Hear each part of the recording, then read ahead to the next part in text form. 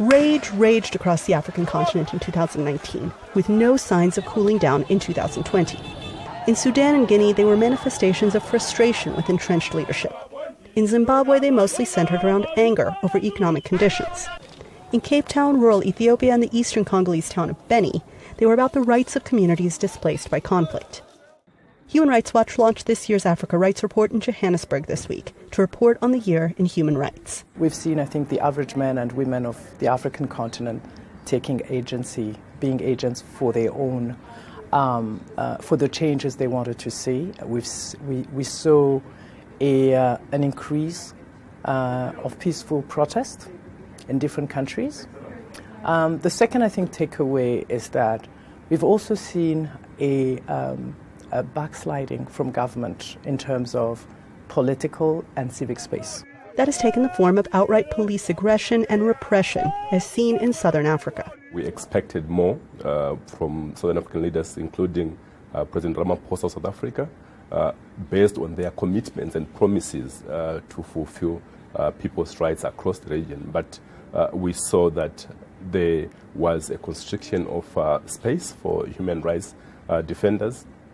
In countries like Zimbabwe, there was a clampdown on protesters, excessive use of force by the police and the other arms of the security forces.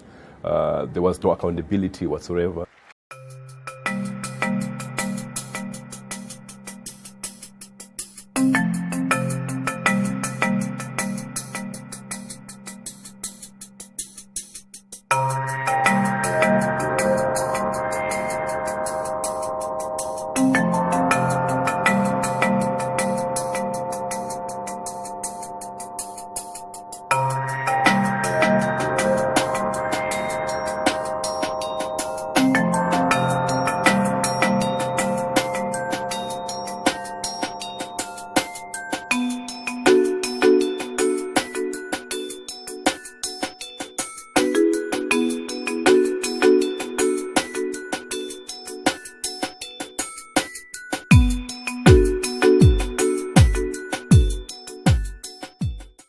There was a glimmer of hope as Ethiopian Prime Minister Abiy Ahmed won the Nobel Peace Prize for his reform agenda and for his reconciliatory moves with arch-enemy Eritrea.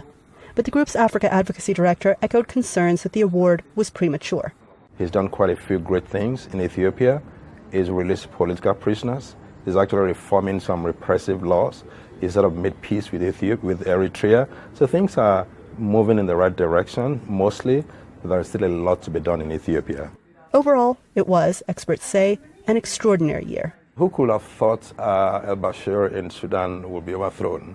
Who could have thought that would happen in Nigeria, in Africa? We're sort of looking at the Arab Spring. So people are being more aware of their rights to demonstrate, to protest.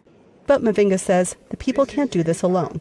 He pointed to the nation with the continent's most progressive constitution, which is taking up the rotating chairmanship of the African Union this year.